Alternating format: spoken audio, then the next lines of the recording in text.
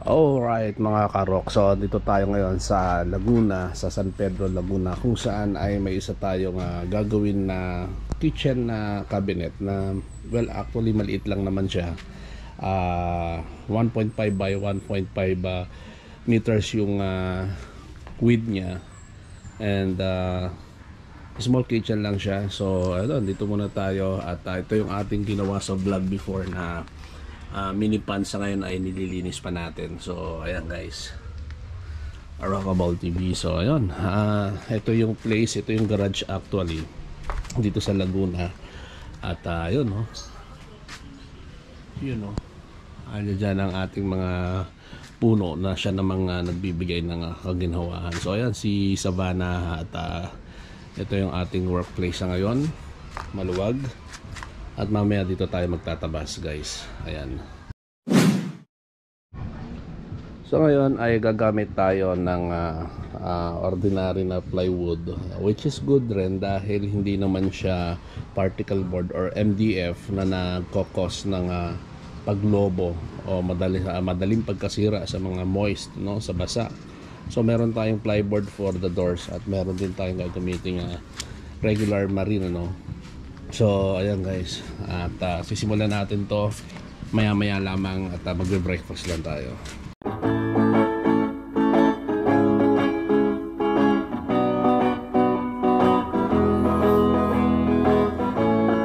Tayo nang lumibot, umikot, at limutin ang problema. Tayo ay magmamaneho hanggang pakiramdam ay guminawa. Mga kaarong, halina't samahan niyo ko. Mga kaarong.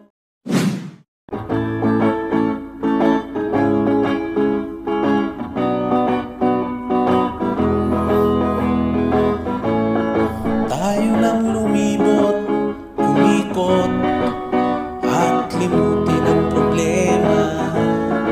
Tayo ay magmamaneho hanggang pakiramdam ay guminawa. Mga kaarong, halina't samahan niyo ko. Mga kaarong, halina't mag-enjoy tayo. AROKABLE TV, AROKABLE TV. Sabay-sabay tayong sumayaw, kumanta. La la la la, la la, la la, la la, la la, la la, la la. Mga kaarong, halina't samahan niyo ko. Mga kaarong, halina't mag-enjoy tayo. Tayo nang lumibot, umikot, at limutin ang problema. Tayo ay magmamaneho hanggang pakiramdam ay guminawa. Mga kaarong, halina't samahan niyo ko. Mga kaarong, halina't mag-enjoy tayo. AROKABLE TV, AROKAB.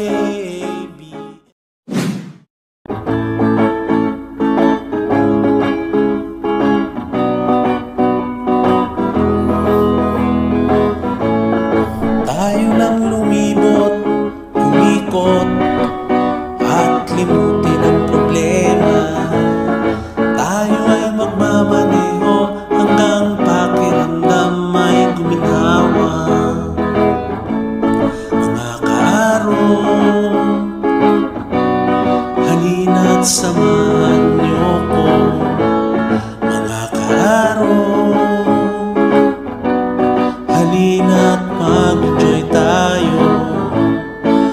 A-R-O-K-A-B-L-E-T-V.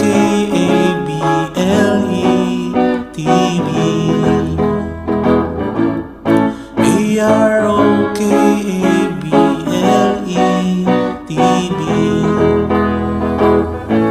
Sabay-sabay tayong sumayaw, kumanta. La la la la, la la, la la,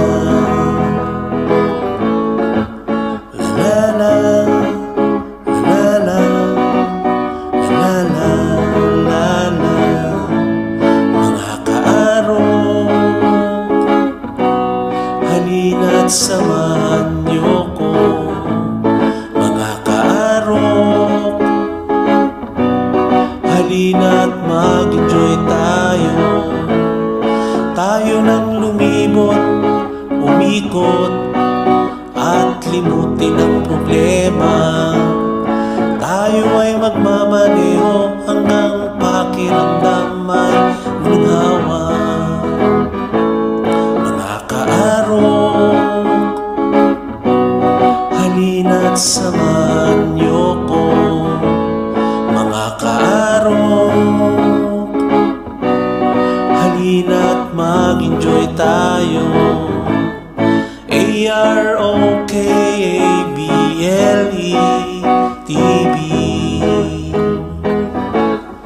A-R-O-K-A-B-L-E-T-V.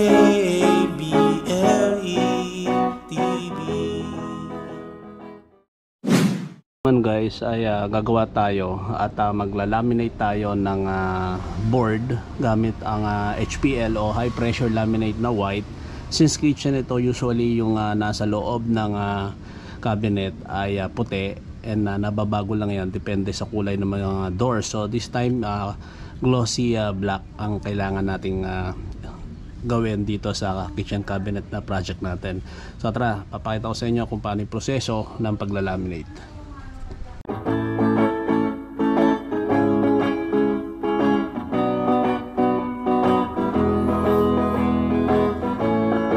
Tayo nang lumibot, umikot, at limutin ang problema. Tayo ay magmamaneho hanggang pakiramdam ay guminawa. Mga kaarong, halina't samahan niyo ko. Mga kaarong, halina't mag-enjoy tayo. A-R-O-K-A-B-L-E-T-V.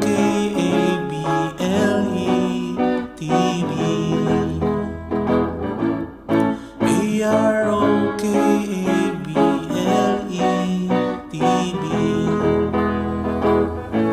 Sabay-sabay tayong sumayaw, kumanta.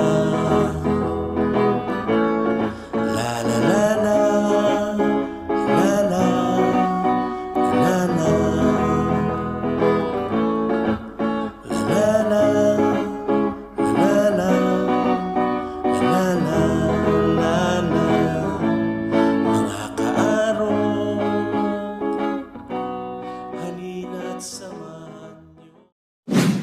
So ayun mga karok, ngayon na dito tayo sa Laguna para gumawa ng maliit na kitchen cabinet. At ngayon, pinakita ko sa inyo yung proseso kung paano gumawa at magtabas ng mga boards hanggang sa makapagtabas ng laminate. At ngayon naman ay ipapakita ko sa inyo na naikabit natin itong HPL gamit itong board na ito.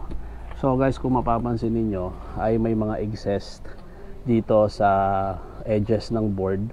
So sa lahat ng side ay may sobra, dahil sa kailangan talagang may sobra para pag kinat mo sagad yung HPL mo dun sa edges. So this time gagamit tayo ng pile para sa putol.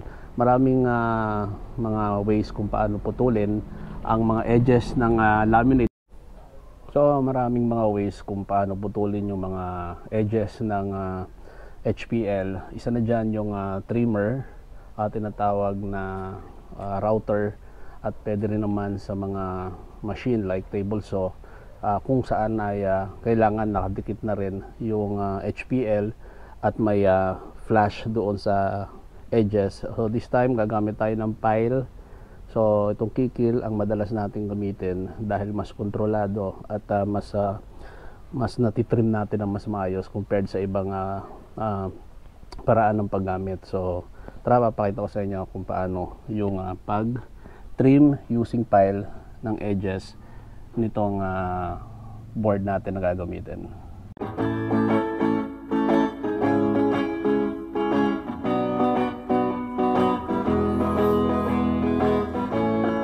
Tayo nang lumibot, umikot, at limutin ang problema. Tayo ay magmamaneho hanggang pakiramdam ay guminawa. Mga kaarong, halina't samahan niyo ko. Mga kaarong, halina't mag-enjoy tayo. AROKABLE TV.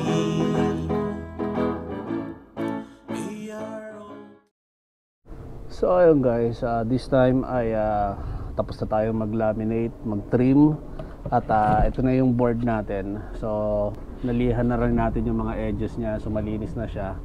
Ready na siya para ma-applyan ng edge band or edging.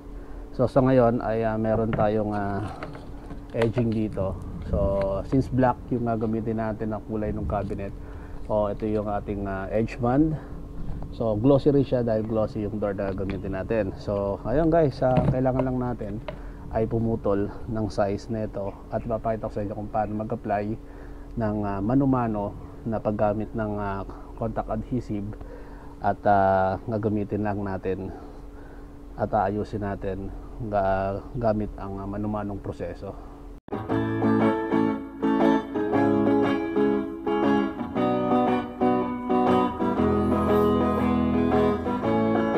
Tayo nang lumibot, umikot, at limutin ang problema. Tayo ay magmamaneho hanggang pakiramdam ay guminaw. Ayun guys, gumamit tayo ng empty bottle at nilagyan natin ng contact adhesive para ma-applyan natin itong edge band para idikit dito sa board na lalagyan natin. So tara, papakita ko sa inyo kung paano maglagay.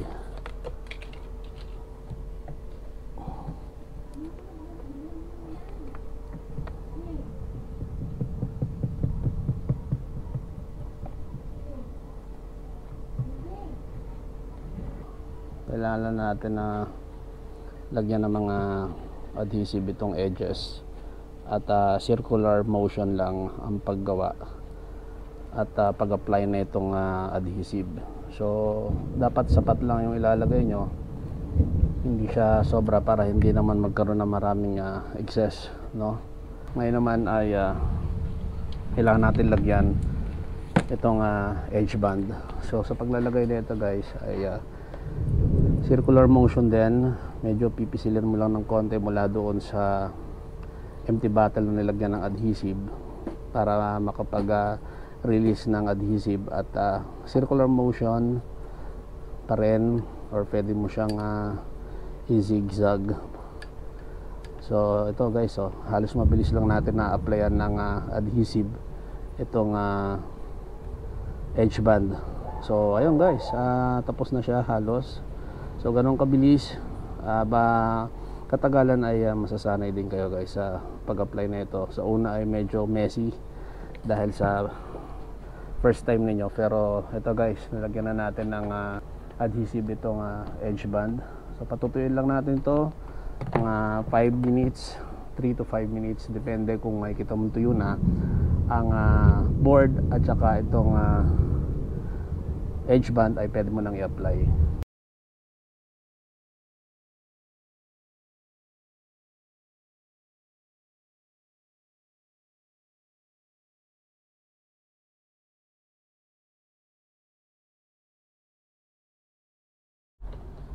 So ayun guys, tapos na tayo mag-apply ng adhesive. Ngayon itong board na isa natin para sa side panel ay lalagyan na natin ng edge band. At since 5 minutes na nating napatuyo. So ito yung edge band at ito rin yung ating board na na-laminate. So i-apply na natin at lagay na natin itong edge band dito sa edges niya. At ayan guys, so make sure lang na tuyong-tuyo para maganda yung pagkakadikit niya. So ayun guys, right, so ayun, dinikit na natin. Kailangan nyo lang hagurin ng konti rito ng daliri nyo para at least mas dumikit ng gusto, especially dito sa dulong-dulo, itong part na to guys, ayan, at saka itong part na to. So itong nalaminate natin at ito yung bare side, so single face siya para sa side panel. Reason bakit ito ay bare dahil sa may katabi pa ito na isang carcass. So ganun guys sa modular. So ayun guys, done na tayo sa pagkabit ng edging.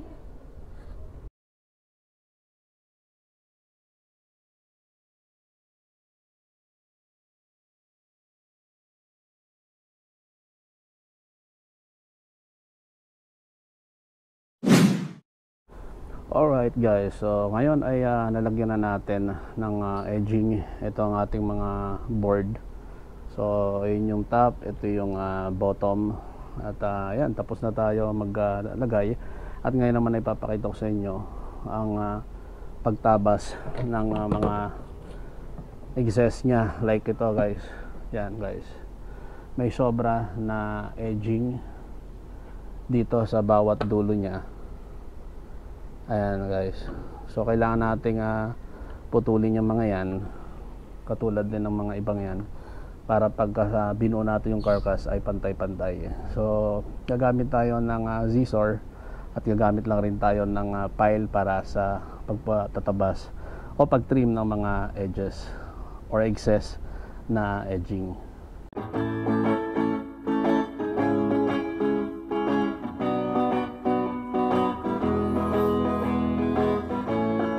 Tayo nang lumibot, umikot, at limutin ang problema. Tayo ay magmamaneho hanggang pakiramdam ay guminawa. Mga kaarong, halina't samahan niyo ko. Ayun guys, tapos na tayo mag-edging at mag-apply ng mga edge band. Na trim na din natin siya. So ready for assembly na ito. So later ay ating bubuin. At ayan guys, ito yung mga edges. So na edging na nga natin. Yung front lang guys, dahil yan yung exposed doon sa may bandang pintuan ng cabinet. So ayan na guys.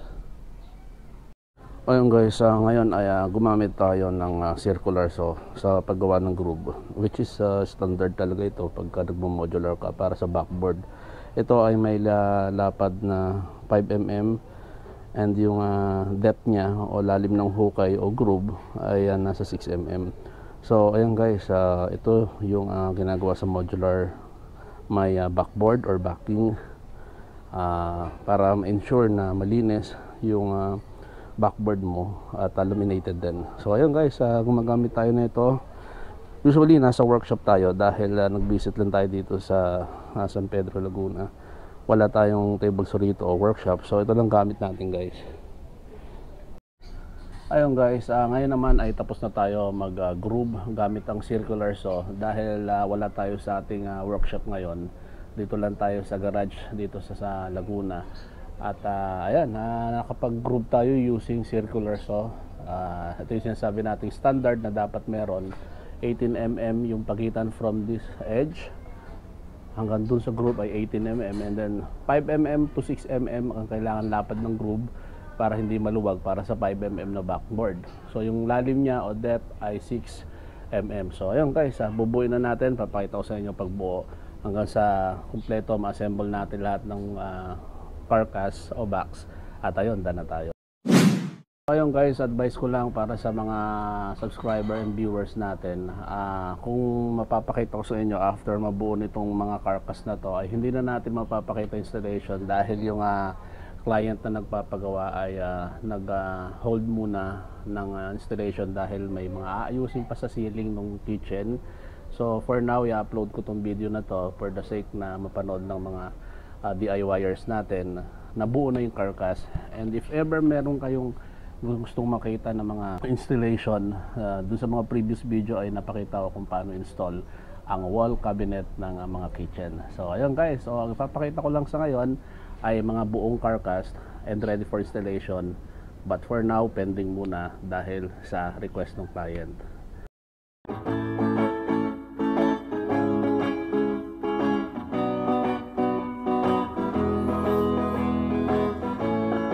Tayo nang lumibot, umikot, at limutin ang problema. Tayo ay magmamaneho hanggang... Alright guys, so ito yung carcass para sa side A o sa wall A. Dahil sa L-shape ito yung nasa right side ng L-shape. So gagawin natin mamaya yung left side ng L-shape. So 1.5 by 1.5 ito. At kung napansin nyo guys, nandito itong part na to ay yung other carcass ng isang pinto, and sa isang side is nandito. Ang reason kung bakit bakante yan, dyan guys babangga yung isang carcass para sa L-shape, and meron tayong filler na nilagay. Kung nababasa nyo guys, ito yung filler. Ito to guys, ito yung filler na 50mm, at dyan magkakaroon ng door post para sa pintuan ng another door dito. Ito yung banggaan mismo nung another carcass dito sa L-shape dito sa side na to, kaya vacant at open yan, at pwede natin lagyan ng tinatawag na blank panel. So ayun guys, ito ngayon yung door panel na ginagawa natin. Ito yung plyboard. Ang reason bakit plyboard ginagamit natin sa door panel ng mga modular ay maliban sa hindi siya nagwa-warp o bumibengkong, straight siya, especially sa mga long cabinet, no? Ayun, dito sa kabilang side ay white laminate, at sa kabila naman ay black glossy, since ito yung prefer ng client natin. So papakita ko sa inyo kung paano siya binubuo. At kung nakat na natin itong door panel na to, and then nalaminate na natin yung kabilang side na white, and itong kabilang side ngayon ay mag-edging tayo, at magtitrim tayo ng edging, at maglalagay din tayo guys dito ng tinatawag na, eto guys, lalagay tayo ng continuous handle aluminum continuous handle para dito sa door panel natin. At ito yung magiging handle nya guys. So ito na yun. So this time mahaba siya, so puputulan pa natin ito sa ating miter saw.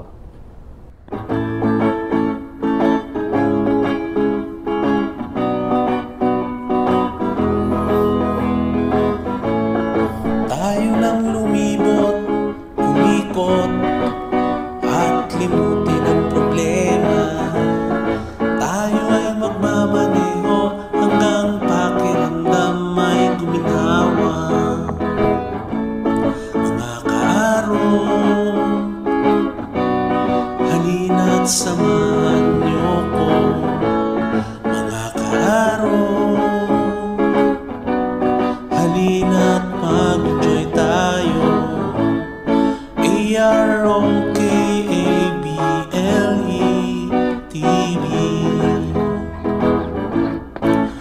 AROKABLE-TV. Sabay-sabay tayong sumayaw. So ayun guys, ito yung continuous handle na nakat natin sa ating miter saw, o pwede kayong gumamit ng grinder. So itong part na to ang walang edging, so dyan natin yung kakabit, at gagamitan lang natin ito ng wood glue. So i-check natin guys kung pantay. Ayun guys, so far pantay naman. So ayan, smooth naman yung pagka install natin, ano. At saka yan guys, ito yung pinakadulo nya, so yung edge nya dapat pantay na pantay para malinis. So ayan siya guys. So ito na yung ating door panel. So naka-plastic pa siya, at mamaya itatanggalan na natin ang plastic. Ang gamitan natin ng wood glue guys, itong continuous hand grab na aluminum. So lalagyan lang natin ito pati itong baba ng edge niya. At yun, didikit na natin with tape para in 2 to 3 hours o siguro kung 24 hours mo naka-tape ay mas matibay. So ayun guys, pakita ko sa inyo.